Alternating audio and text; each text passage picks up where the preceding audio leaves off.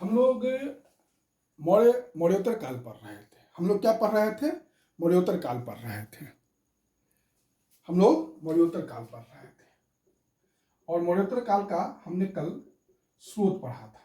मौर्योत्तर काल का स्रोत पढ़ा था। 200 बीसी से या 300 एडी तक का ये समय है। स्रोत में एक दो पॉइंट मैं चाहता हूं कि और बता दूं। जैसे कि साहित्यक स्रोत में मैं बताना चाह रहा हूं कि भरत मुनि थे और भरत मुनि ने नाट्य शास्त्र लिखा था। बहुत इंपॉर्टेंट बुक है नाट्य शास्त्र पर, भरत मुनि का। इसको आप लोग ध्यान रखिएगा। भरत मुनि ने नाट्य शास्त्र लिखा था। एक साहित्यक स्रोत में यही था। और पुरातात्विक स्रोत में बताना था कि मैंने बताया था कनिष्क का रवतक अभिलेख। कनिष्क का रवतक अभिलेख। रवतक जो जगह है वो अफगानिस्तान में है। कहाँ है? अफगानिस्तान में। कहाँ है? अफगानिस्तान में।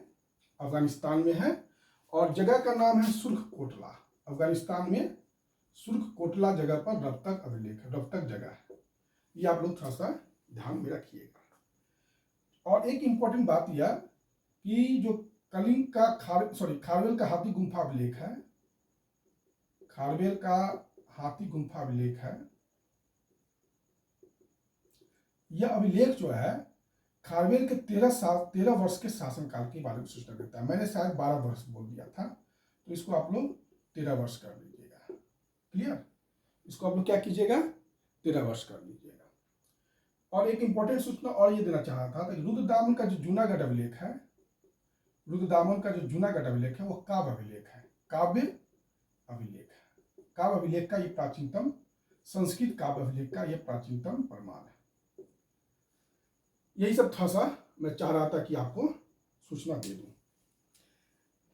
एक विश्वविद्यालय का बार बार चर्चा होता है, तक्षशिला। मैं सोचता हूं कि तक्षशिला के बारे में भी कुछ आपको जानकारी दे दूं, फिर हम लोग पाठ्यक्रम पर आएंगे। देखिए, तक्षशिला विश्वविद्यालय है और यह पाकिस्तान में आजकल चला गया है। पेशावर जो जगह है, पुरुषपुर। बाकी तो बहुत सारा इंफॉर्मेशन मैंने आपको दिया है तक्षशिला के बारे में, इसलिए यहाँ पर मैं आपको ज़्यादा इंफॉर्मेशन नहीं दूंगा। यह एक बहुत ही पुराना विश्वविद्यालय है और यहाँ पर 2 सब्जेक्ट बहुत ही अच्छा पढ़ाया जाता था। कौन कौन सब्जेक्ट पढ़ाया जाता था? आयुर्वेद और धनुर्वेद। ये काफ़ी यहाँ पर 2 शिक्षा काफ़ी अच्छा से दिया जाता था, आयुर्वेद और धनुर्वेद। यहाँ से कौन कौन छात्र पढ़े हैं? तो चाणक्य यहीं के आचार्य भी थे। बौद्ध एक विद्वान थे वसुबंधु, वो भी यहीं के पढ़े थे। वसुबंधु भी यहीं के पढ़े थे, बौद्ध विद्वान थे। उसके बाद कनिष्क का राजवैद्य था चरक, वो भी यहीं का पढ़ा लिखा हुआ था। चरक यहीं से पढ़ा था। उसके बाद आपका प्रसेनजीत जो राजा थे वो भी यहीं के पढ़े हुए थे। कौशल का जो राजा था प्रसेनजीत, वो भी यहीं का पढ़ा हुआ था। और बिंबिसार का जो राजवैद्य जीवक था वो भी जो है यहीं का पढ़ा हुआ था। ये सारे लोग यहीं से पढ़ाई करके आगे बढ़े थे। ये थोड़ा सा आप लोग ध्यान में रखिएगा। काफी इंपॉर्टेंट विश्वविद्यालय है तक्षशिला यूनिवर्सिटी विश्वविद्यालय। बाकी तक्षशिला के बारे में जानकारी मैंने 6वीं शताब्दी ईसा पूर्व पढ़ाते समय दिया था, आप लोग को ध्यान में होगा। क्योंकि बार बार आता है कि तक्षशिला विश्वविद्यालय, तो मैंने इसलिए आपको यहीं पर क्लियर कर दिया। अब हम लोग राजनीतिक विस्तार पढ़ेंगे। मौर्योत्तर काल का राजनीतिक विस्तार पढ़ेंगे। मौर्योत्तर काल का जो राजनीतिक विस्तार है वह 2 भाग में पढ़ेंगे। वो 2 भाग में पढ़ेंगे। एक भाग है देशी राज और एक भाग है विदेशी राज। तो देशी राज्य है, तो मैंने मौर्य साम्राज्य आपको पढ़ाया था और मौर्य साम्राज्य पढ़ाते समय मैंने ये कहा था कि 185 बीसी में अंतिम मौर्य शासक वृद्धर्थ थे और उसकी हत्या पुष्यमित्र सिंह नामक एक उसका सेनानी था, सेनापति था। उसने जो है पाटलिपुत्र में ही बृहदत्त का हत्या कर दिया। उसने पाटलिपुत्र में ही बृहदत्त का हत्या कर दिया। तो पाटलिपुत्र में जब बृहदत्त का हत्या कर दिया तो शुंग वंश का इसने स्थापना किया। किस वंश का स्थापना किया? शुंग वंश का स्थापना किया। पुष्यमित्र शुंग ने शुंग वंश का स्थापना किया। शुंग वंश का जो समय है वो 185 बीसी से 73 बीसी तक है। ये ध्यान रखना है, शुंग वंश का समय कितना तक है? 185 बीसी से 73 बीसी तक शुंग वंश का समय है। और इस वंश का संस्थापक कौन था? पुष्यमित्र शुंग था। पुष्यमित्र शुंग कौन था? तो अंतिम मौर्य सम्राट बृहदत्त का सेनापति था। इसने जो शासन किया वह राजा के नाम पर नहीं किया, सेनानी के नाम पर किया। इसने जो शासन किया अपने राजा का उपाधि नहीं लिया, इसने सेनानी का उपाधि लिया। पुष्यमित्र शुंग ने राजा का उपाधि नहीं लिया, सेनानी का उपाधि लिया। इसने अपनी राजधानी विदिशा को बनाया। पुष्यमित्र शुंग को बाणभट्ट एक लेखक है, मैं बताऊंगा। बाणभट्ट का एक किताब है हर्षचरित। बाणभट्ट का एक किताब है हर्षचरित। उसमें यह लिखा हुआ है कि अंतिम मौर्य शासक बृहदत्त की चर्चा की गई है और यह भी साथ साथ बताया गया है कि पुष्यमित्र शुंग को उसमें अनार्य कहा गया है। हर्षचरित में पुष्यमित्र शुंग को अनार्य कहा गया है। यह सूचना हमें बाणभट्ट के हर्षचरित से मिलता है। बाणभट्ट के हर्षचरित से हमें यह सूचना मिलता है कि अंतिम मौर्य शासक बृहदत्त था और पुष्यमित्र शुंग के बारे में सूचना मिलता है कि वह अनार्य था, लेकिन ऐसी बात नहीं है, वह ब्राह्मण था। पुष्यमित्र शुंग क्या था? ब्राह्मण था। और इस समय वैदिक धर्म का पुनः स्थापना हुआ। इस समय वैदिक धर्म का पुनः स्थापना हुआ और संस्कृत भाषा को काफी राजश्रय मिला। कुछ विद्वान ये कहते हैं कि पुष्यमित्र शुंग जो था वो बौद्ध विरोधी था। दिव्यावदान कहता है, दिव्यावदान जो एक बौद्ध ग्रंथ है वो कहता है कि ये अशोक द्वारा निर्मित 84,000 स्तूप को पुष्यमित्र शुंग ने तोड़ डाला। पुष्यमित्र शुंग ने तोड़ डाला। यह हमें दिव्यावदान से सूचना मिलता है। लेकिन साथ साथ हमें यह भी सूचना मिलता है कि भरूत स्तूप, मैंने भरूत स्तूप के बारे में बताया था, आपको याद होगा, मध्य प्रदेश के सतना में है ना। भरूत स्तूप का इसने जो है निर्माण किया था। भरूत स्तूप जो बौद्ध स्तूप है उसका इसने पुष्यमित्र शुंग ने निर्माण किया था। साथ साथ सांची स्तूप जो था, जो एमपी के रायसेन जिला में है, तो सांची स्तूप जो पहले उसका रेलिंग था वो था लकड़ी का रेलिंग था। रेलिंग का अर्थ होता है चारों तरफ से घिरा हुआ, ठीक। और पुष्यमित्र शुंग ने उसको पत्थर का बना दिया। तो इस आधार पर नहीं कहा जा सकता है कि पुष्यमित्र शुंग जो था वो बौद्ध विरोधी था। यह सही है कि पुष्यमित्र शुंग ने बौद्धों का कत्ल किया, लेकिन वो राजनीतिक कारणों से किया। वो किस कारण से किया? राजनीतिक कारण से किया, क्योंकि उत्तर पश्चिम के जो बौद्ध भिक्षु थे वो विदेशी आक्रमणकारी से मिले होते थे। ये इन्हीं सब कारणों से पुष्यमित्र शुंग ने जो है बौद्धों का दमन किया। वो कारण राजनीतिक था, वो कारण धार्मिक उत्पीड़न नहीं था। यह थोड़ा सा ध्यान रखिएगा। एक धनदेव थे। धनदेव पुष्यमित्र शुंग का ही संबंधी था और धनदेव ने अयोध्या अभिलेख जारी किया। धनदेव ने क्या किया? अयोध्या अभिलेख जारी किया। धनदेव ने अयोध्या अभिलेख जारी किया। धनदेव के अयोध्या अभिलेख से हमें यह सूचना मिलता है कि पुष्यमित्र सिंह ने 2 अश्वमेध यज्ञ किया था। पुष्यमित्र सिंह ने 2 अश्वमेध यज्ञ किया था और इसमें जो है पुरोहित का भूमिका किसने निभाया था? इसमें पतंजलि ने निभाया था। इसमें पुरोहित का भूमिका पतंजलि ने निभाया था। पतंजलि वही जो महाभाष्य लिखा था, याद होगा, मैंने बताया था कल। और पतंजलि ने महाभाष्य लिखा। और एक चीज ये कि जो महाभाष्य है यह पाणिनि की अष्टाध्यायी पर टीका है। याद होगा, पाणिनि का अष्टाध्यायी आपका व्याकरण का सबसे प्राचीन किताब है यह। उसी पर पाणिनि के अष्टाध्यायी पर पतंजलि ने महाभाष्य लिखा, एक टीका लिखा। पुष्पित शुंग के समय यवन आक्रमण होता है और संभवतः मिलांडर ने इस समय पुष्पित सिंह के समय आक्रमण किया था, यह हमें सूचना मिलता है। यह सूचना हमें 3 किताब से मिलता है। एक कालिदास का नाम मैंने कल बताया था, उन्होंने एक किताब लिखा था मालविका अग्निमित्र, इससे भी जो है यवन आक्रमण की सूचना मिलती है। एक किताब है गार्गी संहिता, इससे भी हमें यवन आक्रमण की सूचना मिलती है। और पतंजलि के महाभाष्य से भी हमें यवन आक्रमण की सूचना मिलती है। कहने का अर्थ इस समय यवन आक्रमण हुआ था और संभवतः मिनांडर का आगमन पुष्पित शुंग के समय हुआ था। पुष्पित शुंग के बाद जो राजा बनते हैं वो अग्निमित्र राजा बनता है। कौन बनता है? अग्निमित्र राजा बनता है। और अग्निमित्र, अभी मैंने मालविका अग्निमित्र का चर्चा किया था, वही अग्निमित्र है। यह अग्निमित्र जो है मालविका अग्निमित्र का नायक है, अग्निमित्र या। और इसी के समय उत्तर पश्चिम भारत में यवन आक्रमण होता है और फिर इसने अग्निमित्र ने अपने बेटे वासुमित्र को सिंधु नदी भेजा था और इसने वासुमित्र ने यवन आक्रमणकारी को पराजित किया था। यह सूचना हमें मिलती है। फिर अग्निमित्र के बाद वासुमित्र राजा बनते हैं। वासुमित्र के बाद 9वां शासक बनते हैं भागभद्र।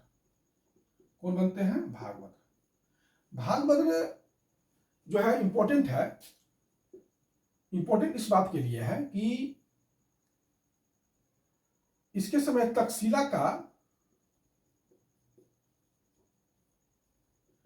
यवन राजा था एंटियालकीडास। तक्षशिला का यवन राजा क्या नाम था? एंटियालकीडास। एंटियालकीडास, इसका राजदूत का नाम था हेलियोडोरस।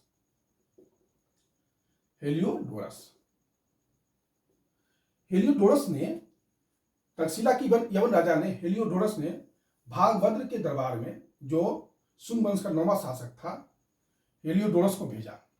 और हेलियोडोरस ने विदिशा को वेशनगर भी कहा जाता है, जो शुंग वंश की राजधानी थी, वहां पर एक गरुड़ स्तंभ स्थापित किया। और उस स्तंभ पर 3 चीज लिखा हुआ था: अप्रमाद, त्याग और आत्मनिग्रह। ये 3 चीज उस पर लिखा हुआ था: अप्रमाद, त्याग और आत्मनिग्रह। ये 3 चीज उस गरुड़ स्तंभ पर लिखा हुआ है। देखिए, हिंदू धर्म का यह पहला अभिलेख है, चाहे स्मारक है। हिंदू धर्म का यह पहला स्मारक है या अभिलेख है। यह पहला जो है भागवत धर्म का, आप कह सकते हैं कि अभिलेखीय साक्ष्य। पहला तो अभिलेख यहीं से मिल रहा है हमें। वासुदेव की पूजा इसी समय हुआ, वासुदेव की पूजा का इसी समय से शुरुआत मिलता है। अप्रमाद, त्याग और आत्मनिग्रह, ये 3 चीज उस पर वहां पर मिलता है, उस अभिलेख में। इसको थोड़ा सा ध्यान से रखिएगा क्योंकि परीक्षाओं में यह सब पूछता है ना, इसलिए थोड़ा सा इसको ध्यान दीजिएगा। इस वंश का अंतिम जो राजा होता है वो होता है देवभूति। हाँ, एक चीज और बताना था, थोड़ा सा हम आगे बढ़ गए। अग्निमित्र के बारे में एक सूचना और देना था। इसका जो अमात्य परिषद होता था, उसकी सूचना हमें मालविका अग्निमित्र से मिलता है। इस थोड़ा सा ध्यान में रखिएगा। अमात्य परिषद का अर्थ हुआ जो उनके मिनिस्टर लोग, जो चाहे जो हायर ऑफिसर्स लोग साथ साथ बैठते थे, वो परिषद, काउंसिल्स, उसकी सूचना हमें मालविका अग्निमित्र से हमें मिलता है। इस वंश का जो अंतिम राजा हुआ वो हुआ आपका देवभूति। देवभूति, और देवभूति का हत्या किसने कर दिया? देवभूति का हत्या वासुदेव ने कर दिया। शुंग वंश का अंतिम राजा कौन हुआ? देवभूति, और इस वंश का हत्या इसको वासुदेव ने कर दिया। वासुदेव भी इसका मंत्री था देवभूति का, ठीक। और वासुदेव ने कर्ण वंश का स्थापना किया। किस वंश का स्थापना किया? कर्ण वंश का भी स्थापना किया। जिस प्रकार से शुंग वंश ब्राह्मण थे, उसी प्रकार कर्ण वंश भी ब्राह्मण थे। उसी प्रकार क्या थे? कर्ण वंश भी ब्राह्मण थे। इस वंश में 4 राजा हुए। कर्ण वंश में 4 राजा हुए, और 73 BC में कर्ण वंश का स्थापना हुआ, और यह वंश ज्यादा दिन तक नहीं चला, 60 BC तक ही चला। कुल मिला के 13 साल हुआ। इस वंश में 4 राजा थे, और इस वंश का कर्ण वंश का अंतिम राजा सुशर्मन हुआ, और 60 BC में सिमुक ने सुशर्मन का हत्या कर दिया और सातवाहन वंश का स्थापना किया। ये थोड़ा सा ध्यान रखिएगा। 60 BC में सिमुक ने सुशर्मन का हत्या कर दिया, अंतिम कर्ण वंश का शासक, और उसको सातवाहन वंश का स्थापना की। अब हम लोग सातवाहन वंश नेक्स्ट वीडियो में पढ़ेंगे। एक चीज मैं आपको और बता देता हूं कि शुंग काल में ही मनुस्मृति की रचना हुई है। शुंग काल में ही मनुस्मृति की रचना हुई है। ये मनुस्मृति सबसे प्राचीन स्मृति है, सबसे प्राचीन स्मृति है, और हिंदुओं का सबसे प्राचीन विधि ग्रंथ है। हिंदुओं का सबसे प्राचीन विधि ग्रंथ है। देखिए, इसमें राजा का कर्तव्य, वर्णाश्रम व्यवस्था, विवाद का निर्णय, ये सारा चीज इसमें है। सृष्टि के आरंभ से लेकर इसमें बात, सृष्टि के आरंभ से लेकर दैनिक जीवन का जो भी समस्या है, सामाजिक आर्थिक जो भी समस्या है, उसका इसमें वर्णन है। हिंदुओं का यह सबसे प्राचीन विधि ग्रंथ है। ये मनुस्मृति आया कहां से? तो मैंने आपको पढ़ाया था कल्पसूत्र, याद होगा। कल्पसूत्र का एक भाग पढ़ाया था मैंने धम्मसूत्र। कल्पसूत्र के 4 भाग हैं, उसका एक भाग है धम्मसूत्र। धम्मसूत्र का अर्थ हुआ सामाजिक आचार विचार, सामाजिक आचार विचार, है ना। तो इसी सामाजिक आचार विचार के लिए मनुस्मृति साहित्य की रचना हुई। स्मृति साहित्य की रचना हुई, और सबसे प्राचीन मनुस्मृति, सबसे प्राचीन कौन है? मनुस्मृति, जिसकी रचना शुंग काल में हुई, जिसकी रचना शुंग काल में हुई। मनु को मानव जाति का पिता भी कहा जाता है। मनु को मानव जाति का पिता भी कहा जाता है। इसमें सृष्टि के आरंभ से लेकर सारा समस्या है, राजा का क्या कर्तव्य है, वर्णाश्रम व्यवस्था कैसा होना चाहिए, अगर कोई विवाद होता है दैनिक जीवन में, तो सारा वर्णन इसमें है। ये सबसे मनुस्मृति यही है। मनुस्मृति के बाद एक स्मृति है, स्मृति कुल मिला के 6 है। पहला है सबसे प्राचीन मनुस्मृति, उसके बाद है याज्ञवल्क्य स्मृति।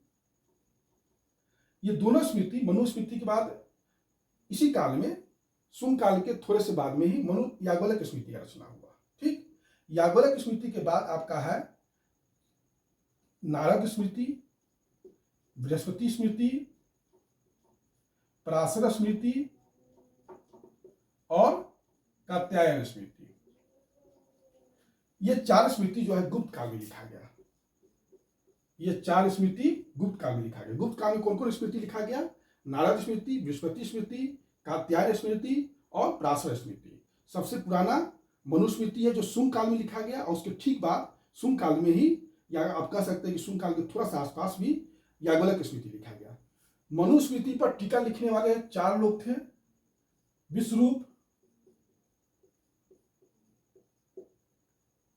विश्वरूप लिखे थे, कुल्लक भट्ट लिखे थे,